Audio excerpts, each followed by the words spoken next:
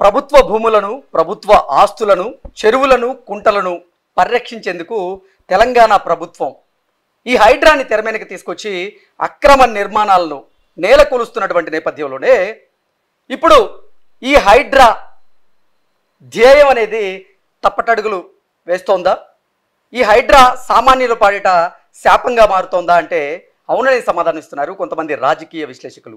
ఈ నేపథ్యంలోనే మనం ఇదే అంశం మీద విశ్లేషణ చేసుకునేటువంటి ప్రయత్నం అయితే చేద్దాం. ప్రస్తుతం మనతో పాటు ఉన్నారు ప్రముఖ ప్రొడ్యూసర్ అయినటువంటి నటికుమార్ గారు. వారితో మాట్లాడదాం. నటికుమార్ గారు నమస్తే అండి. నమస్తే. హైడ్రా ఒక మంచి ఉద్దేశంతో స్టార్ట్ చేశారు. బట్ అంటే కన్వెన్షన్ని కూల్చినప్పుడు హైడ్రా మీద హర్షాతిరేకాలు అయితే వ్యక్తమైనాయి.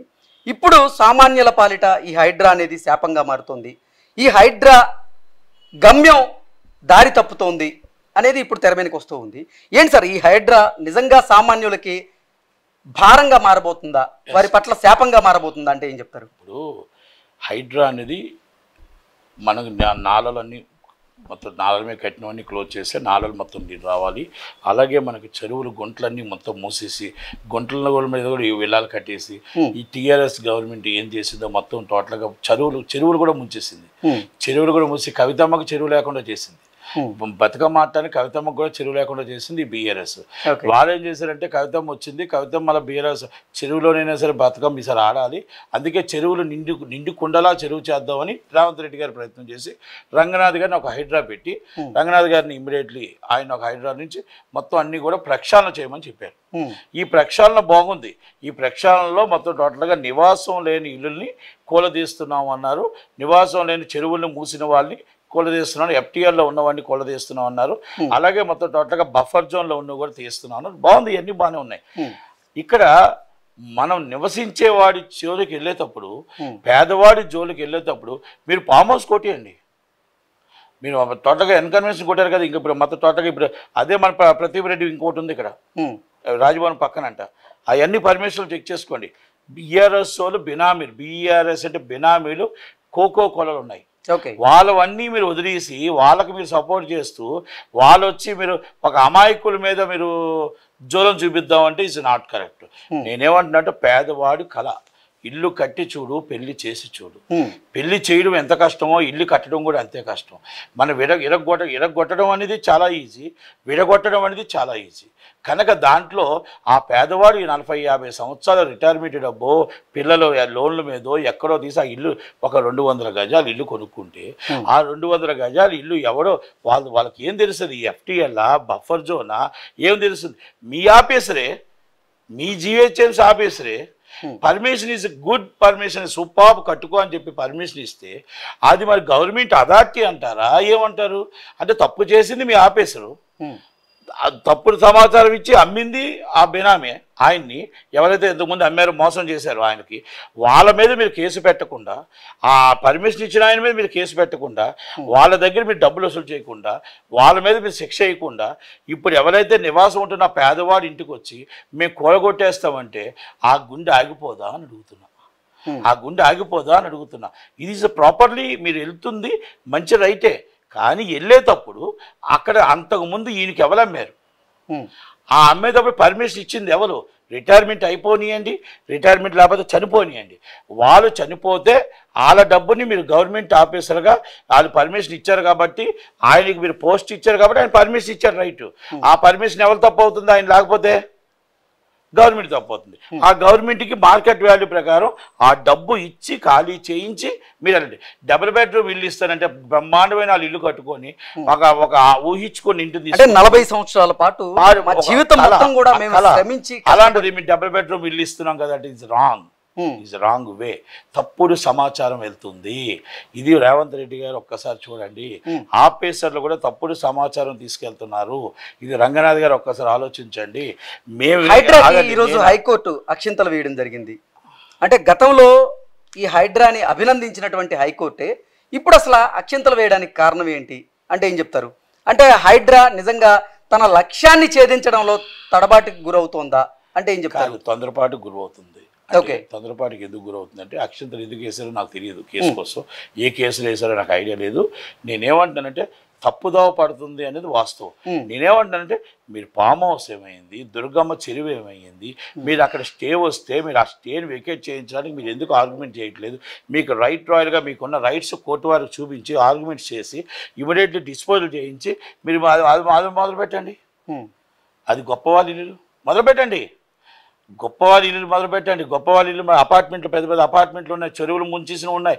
ఇప్పుడు కేటీఆర్ గారు ఫామ్ హౌస్ ఉంది, ఇంకా మొత్తం టోటల్గా చాలా చాలా ఫామ్ హౌస్లు మొహినాబాద్ దగ్గర ఉన్నాయి. అవన్నీ మొదలుపెట్టి ఈ పేదవాడు మూసీ నదిని మీరు డెవలప్ చేయండి, మీ నాలలు డెవలప్ చేయండి, కాదని చెప్పట్లేదు.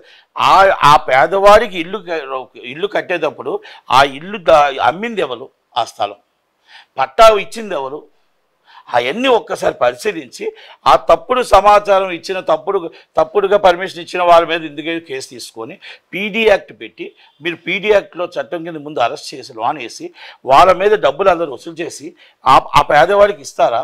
లేదు అంటే ఆ డబ్బు మార్కెట్ వాల్యూ ఒకటి మీరు గవర్నమెంట్ ఇచ్చి మీరు పంపిస్తారా? చెయ్యాలి తప్ప వాళ్ళందరినీ వదిలేసి మీరు ఆఫీసర్ల జోలికి వెళ్ళట్లేదు. మా వాళ్ళే కదా ఆఫీసర్లని, ఆఫీసర్లు దాచుకుంటున్నారు వాళ్ళ ఫ్యామిలీలతో బంగ్లాల్లో ఉంటున్నారు. వాళ్ళు ఇచ్చే పర్మిషన్లు ఇచ్చి లంచాలు తీసుకొని పర్మిషన్లు ఇచ్చిన ఒక పేదవాడు రోడ్డు మీద ఆ ఇల్లు కొట్టి కొలగొడుతూ ఉంటే ఆ గుండె ఆగిపోయి ఆ పిల్లలు రోడ్డు మీద అనాథలు పడుతూ ఉంటే ఆనందపడుతున్నారా అని అడుగుతున్నా. ప్రశ్నల్లో ఒక్కటి నేను రంగనాథ్ గారిని అడుగుతున్నా, మీ ఆఫీసర్లు ఒకటి మీరు బంగ్లాల్లో ఉంటారు, లంచాలు తీసుకున్న ఆఫీసర్ని మీరు ఎందుకు ఎంకరేజ్ చేస్తున్నారు? లంచం తీసుకొని పర్మిషన్ ఇచ్చిన ఆఫీసర్ని మీరు ఎందుకు ఎంకరేజ్ చేస్తున్నారు? లంచం తీసుకొని బిల్డర్కి మీరు ఆ సినిమా లంచం తీసుకొని ఆ స్థలం అమ్మిన ఆ బిల్డర్ని మీరు ఎంకరేజ్ చేసి ఆ పేదవాడి భూమిని మీరు కొల్లగొట్టి ఆ పేదవాడి దాంట్లో మీరు ఆనందం పొందుతూ వాళ్ళ పిల్లలు బంగ్లాలో చక్కగా హ్యాపీగా ఎంజాయ్ చేస్తూ ఉంటే ఆఫీసర్ పిల్లలు ఆయన వచ్చి వాళ్ళ పిల్లలు రోడ్డు మీద అడుక్కు తినాలా అని అడుగుతున్నా. వాళ్ళు రోడ్డు మీద నివాసం లేకుండా వేసేస్తారా అని అడుగుతున్నా. వాళ్ళ దగ్గర వసూలు చేయండి. ఎవరు లంచం తీసుకున్నారో, ఎవరు పర్మిషన్ ఇచ్చారో, తప్పుడు పర్మిషన్ ఇచ్చారో వాళ్ళని అరెస్ట్ చేయండి. వాళ్ళ దగ్గర డబ్బులు వసూలు చేసి ఆ పేదవాడికి ఇవ్వండి, లేదా మీ గవర్నమెంట్ సొమ్ము తీసుకొచ్చి ఇవ్వండి. ఎందుకంటే మీ గవర్నమెంట్ ఆఫీసర్గా నియమించింది మీ గవర్నమెంట్ కాబట్టి, మీ గవర్నమెంట్ ముద్రతో ఇచ్చారు కాబట్టి, మీ గవర్నమెంట్ తప్పు చేసింది కాబట్టి అది మీరు వాళ్ళకి రెక్టిఫై ఇవ్వాల్సిన బాధ్యత. అది మార్కెట్ వాల్యూ ప్రకారం ఎంత ఉందో అది కట్టేసి వాళ్ళకి ఇచ్చి పంపించి ఆ మూసీ నదిని సశ్యామలం చేయండి. మూసీ నది అన్న కాదు, ఎనీ పేదవాడి కళ, ఆ పేదవాడి ఇల్లు కళని నిలబెట్టండి. అంతే తప్ప మీరు ఇష్టం వచ్చినట్టు ఏదో వాళ్ళంట లంచం తీసుకున్న ఆఫీసర్ అంటే బంగ్లాల్లో ఉంటాడంట, వాళ్ళ పిల్లలంటే స్విమ్మింగ్ పూల్లో బెంచ్ కార్లో తిరుగుతారంట, ఆ ఎప్పుడో 40 సంవత్సరాలు రిటైర్మెంట్ అయిన సొమ్ము కట్టుకుంటే వాళ్ళంటే ఇల్లు కొట్టేస్తారంట, ఆ తండ్రి గుండె ఆగిపోద్దంట, పిల్లలు నడి రోడ్డు మీద అడుక్కు తింటారంట. ఇది కరెక్టా? ఇది న్యాయమా అని అడుగుతున్నాను రేవంత్ రెడ్డి గారిని, నేను అడుగుతుంది రంగనాథ్ గారిని. ఇది మీరు ఎత్తుకునే యజ్ఞం మంచిది, మీరు ఎత్తుకున్న ఆలోచన మంచిది, మీరు చేస్తున్న కార్యక్రమం మంచిది. ఆ కార్యక్రమంలో మీకు టీఆర్ఎస్ అనేది కొంతమంది ఆఫీసర్లు మీకు టీఆర్ఎస్ సపోర్ట్ చేస్తున్నారు. రేవంత్ రెడ్డి గారిని దింపాలని చూస్తున్నారు, రేవంత్ రెడ్డి గారిని బదనాం చేయాలని చూస్తున్నారు. రేవంత్ రెడ్డి గారిని అందరినీ కలిపి మొత్తం హైడ్రా చూపించి బూచి చూపించి మొత్తం టోటల్గా రేవంత్ రెడ్డి గారు గవర్నమెంట్ ఫెయిల్ అయిపోయిందని చూపించాలని చూస్తున్నారు. దాంట్లో కొంతమంది కాంగ్రెస్ కూడా ఉన్నారు, కొంతమంది రేవంత్ రెడ్డి గారు కిట్నాలు కూడా ఉన్నారు. కనుక ఇవన్నీ కూడా మనం ఆలోచించి ఆచితూచి అడుగు వేసి ఆ పేదవాడిని కాపాడడం ఎలా, ఆ పేదవాడికి ఫస్ట్ మనం పేదవాడికి ఇచ్చిన లంచం తీసుకున్న వాడిని ముందు అరెస్ట్ చేయడం ఎలా, ఆ పేదవాడికి అమ్మిన బిల్డర్ని ఎలాగ అరెస్ట్ చేయాలి, ఎలా డబ్బులు కలెక్ట్ చేయాలి, ఆ పేదవాడి మనం ఆ గుడిసిని ఆ ఇంటిని ఎలా కాపాడాలి, మనం చెక్ రూపంగా డీడీ రూపంగా డబ్బు ఇచ్చి బ్రహ్మాండంగా ఆయన్ని సాగనంపి సన్మానం చేసి వాళ్ళందరినీ మనం ఎక్కడెక్కడైనా ఇల్లు కొనుక్కోమని సన్మానం చేసి వాళ్ళని పంపిస్తే దండం పెడితే వాళ్ళ పుణ్యం మనకు దక్కుతుంది. వాళ్ళు మన ఇంకొకటి ఎక్కడొకటి కట్టుకుంటారు. కానీ ఈరోజు మీరు చేస్తుంది వాళ్ళ గుండె ఆగిపోతే మన తప్పు అవుతుంది. దాన్ని భూతత్వంలో చూపిస్తున్న బీఆర్ఎస్. ఇంతకుముందు బీఆర్ఎస్ 5 సంవత్సరాలు వీళ్ళకి మొత్తం తోటలు ఆడిందే ఆట పాడిందే పాట, దోచుకున్నంత దోచుకున్నారు, దాచుకున్నంత దాచుకున్నారు. నేను చిత్రపూరి కాలనీ చెప్తున్నాను, పేదవాడి కళ. ఏం చేశారు మీరు? రో హౌసెస్ కట్టారు, మినిస్ట్రీలో డబ్బులు తీసుకున్నారు, మున్సిపల్ కమిషనర్లు మొత్తం టోటల్గా కోట్లు దండుకున్నారు. ఇవన్నీ మొత్తం టోటల్గా అన్నీ నా దగ్గర విట్నెస్ ఉన్నాయి. ఓకే, ఆదిత్య దాంట్లో ఎవరు కొన్నారు డూప్లెక్స్ విల్లా, ఎవరు కొన్నారు, చిత్రపూర్ కాలనీ నుంచి ఎవరు డబ్బు వేశారు 3.5 కోట్లు, అవన్నీ ఎలా లంచాలు వెళ్ళే ఎలా కట్టారు, అసలు మీరు చూడనట్టు ఎందుకు వదిలేశారు, వీళ్ళందరి మీద ఎందుకు మీరు కేసులు పెట్టట్లేదు, ఇవన్నీ మీరు ఆలోచించుకోకుండా ఒక నిజంగా దీన్ని తీసుకొచ్చి హైలైట్ చేసి ఒక హైడ్రా అనే ఒక మంచి ఆలోచనని పాడు చేయడం అనేది కరెక్ట్ కాదు.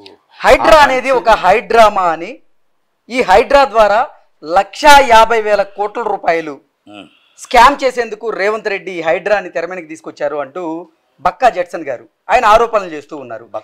బక్కా జెట్సన్ గారు అంటే ఎవరైనా ఈ కాంగ్రెస్ పార్టీలోనే ఆయన ఇప్పుడు సస్పెన్స్ గురయ్యారు. ఇప్పుడు ఎవరో చెప్తే అయిపోదు. రాహుల్ గాంధీ గారికి అన్నీ తెలుసు, రేవంత్ రెడ్డి గారి కోసం కూడా తెలుసు. ఓకే, నేను మాట్లాడుతుంది కూడా ఏంటంటే మంచి ఉద్దేశంతో చేసిన దీన్ని ఆ పేదవాడి జోలికి వెళ్ళి పేదవాడిని ఇబ్బంది పెట్టద్దు, పేదవాడికి మోసం చేసిన వాడు ఎవడు, పేదవాడికి పర్మిషన్ ఇచ్చి డబ్బులు దోచుకునేది ఎవడు, వాళ్ళందరి మీద పట్టుకొని నిలబెడితే రేవంత్ రెడ్డి గారికి ఇంకా మంచి పేరు వస్తుంది. వాళ్ళ మీద ముందు ఎంక్వైరీ చేయండి. ఆఫీసర్లు ఎవరైతే లంచం తీసుకున్న ఆఫీసర్లు ముందు పీడియాట్రిక్ లోన్ వేసేయండి. మీరు యూనియన్లు ఉన్నాయి, అసోసియేషన్లు ఉన్నాయి, మమ్మల్ని కాపాడుకుంటాం, మేము కాపాడుకుంటాం అంటే కరెక్ట్గా మీ ఆఫీసర్ని మీరు కాపాడుకోవడానికి ఆ పేదవాడిని కాపాడటానికి 100 మంది పేదవాళ్ళు రెడీ అయితే మీరు లాఠీ చార్జ్ చేస్తున్నారే, ఇది ఎక్కడ న్యాయం? మీ ఆఫీసర్ లంచం తీసుకుంటున్నాడు, బంగళాల్లో తిరుగుతున్నాడు, ఎంజాయ్ చేస్తున్నాడు, ఎక్కడెక్కడో తిరుగుతున్నాడు, మా సొమ్ముతో ఆ పేదవాడి లంచం సొమ్ముతో మొత్తం టోటల్ పిల్లలు ఎంజాయ్ చేస్తూ ఆ పిల్లలకు అన్నం లేక బాధపడుతూ కష్టపడుతూ ఆ పిల్లలు ఏమైపోయామో నా ఇల్లు ఏమైపోద్దో నా తండ్రి గవర్నమెంట్ ఏడుస్తూ ఉంటే ఆ పిల్లలు ఆ తండ్రి బాధ చూడలేక ఏడుస్తూ అన్నం తినకుండా కూర్చుంటుంటే మరి ఆ బాధ ఈ లంచం తీసుకున్న ఎదవలకు తెలియదా అని అడుగుతున్నా. ఎగ్జాక్ట్లీ, ఇప్పుడు బాధితులు కూడా అదే ప్రశ్నిస్తున్నారు.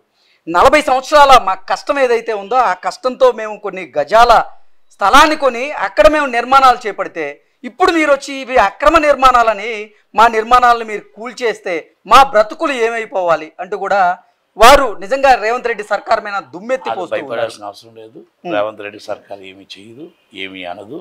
ఈ కొంతమంది బీఆర్ఎస్ వాళ్ళు ఆడుతున్న బీఆర్ఎస్ డ్రామా, అది డ్రామా అంతే తప్ప. అంటే ఈ బాధితులు ఇప్పుడు రోడ్డెక్కి వారు రేవంత్ రెడ్డి మీద దుమ్మెత్తి పోస్తుంది కేవలం అది రేవంత్ రెడ్డి గారే మళ్ళీ అందరిని పిలిపిస్తాడు, అన్ని రంగనాథ్ గారు అన్ని చేస్తారు. ఇప్పుడు ఇటు బస్సులో ఇంకో 4-5 రోజులు షార్ట్ అవుట్ అవుతుంది. ఇటు బస్సులో హైడ్రా అనేది మంచి పేరు వచ్చింది, ఆ పేరు పోకూడదు. హైడ్రా లాంటి సంస్థ లేకపోతే మన రాష్ట్రం బాగుండదు. ఇటు బస్సులో మన రాష్ట్రం బాగుండాలంటే హైడ్రా సంస్థ ఉండాలి. ఆ సంస్థ వల్ల కొన్ని మొత్తం రాజకీయ నాయకులు పునాదులు లెగిసిపోతున్నాయి, దానివల్ల భయపడుతున్నారు. ఈ మల్లారెడ్డి లాంటి వాళ్ళు కొంతమంది ఫండింగ్ చేస్తూ దీన్ని నడిపిస్తూ ఉన్నారు. ఓకే, ఏంటి హైడ్రాకి 2 రోజులు గ్యాప్ ఇచ్చింది? గ్యాప్ ఏమి ఇవ్వలేదు, అది అవుతూ ఉంటాయి. కానీ హైడ్రా అనేది ఇట్స్ వెరీ గుడ్. అంటే రేవంత్ రెడ్డి కానీ లేదంటే రంగనాథ్ గారు కానీ ఈ సామాన్యుల వల్ల భయపడ్డారా, అందుకే ఒక అడుగు వెనక్కి వేశారా? అంటే ఇక్కడ సామాన్యుల జోలికి వెళ్ళలేదు. కాకపోతే ఏంటంటే నేను ఎందుకు చెప్తున్నానంటే వెళ్తున్నారేమో అని భయంతో ఉన్నారు, నిద్రాహారాలు లేకుండా ఉన్నారు. వాళ్ళకు భరోసా ఇవ్వాల్సిన అవసరం మనకుంది. మేము మీకు ఎవరైతే అమ్మారో, ఎవరైతే మీకు పర్మిషన్ ఇచ్చారో వాళ్ళని పట్టుకొని మేము లోన్ వేసి వాళ్ళ దగ్గర డబ్బులు మేము జప్తు చేయించి వాళ్ళ మొత్తం ఒక చట్టం తీసుకొచ్చి ఆ డబ్బుని మీకు ఇప్పిస్తాము. ఒకవేళ ఇప్పించకపోతే ఆ గవర్నమెంట్ ఆఫీసర్ జాబ్ మేము గవర్నమెంట్ ఆఫీసర్ కాబట్టి I'm responsibility is government payment pay చేస్తుంది అని ఒక భరోసా ఇస్తే ఆటోమేటిక్గా ఇది సర్దుమణిగిపోతుంది. కనుక ఇప్పుడు ఫస్ట్ నేను ఇంకా చెప్తాను, హైడ్రాకి దయచేసి ముందు ఉన్నవాళ్ళు కొట్టండి, లేని వాళ్ళు కొట్టద్దు. దయచేసి ఉన్న వాళ్ళందరినీ కూడా మీరు డిస్పాల్ చేసి చెరువుల్ని మొత్తం టోటల్గా అక్టోబర్ 12కి ఒక 10 చెరువులైనా కూడా నిండు కుండలా చేయించగలుగుతారేమో ఆలోచిద్దాం. ఎందుకంటే ఇది కవితక్క కావాలి, అందరికీ కావాలి, అందరి అక్క చెల్లెలకి కావాలి, అందరికీ కావాలి. మీరు ఆ నీరు తీసుకొచ్చి ఆ నీరు చెరువుల్లో తీసుకొస్తే ఆ చెరువులో నీళ్ళు బతుకమ్మ ఆడటానికి అందరికీ 12 లోపల ఆశాజీవులుగా ఆశిద్దాం. వస్తుందనో హైడ్రావల్ చేస్తారని ఆశిద్దాం. Thank you very much. Thank you.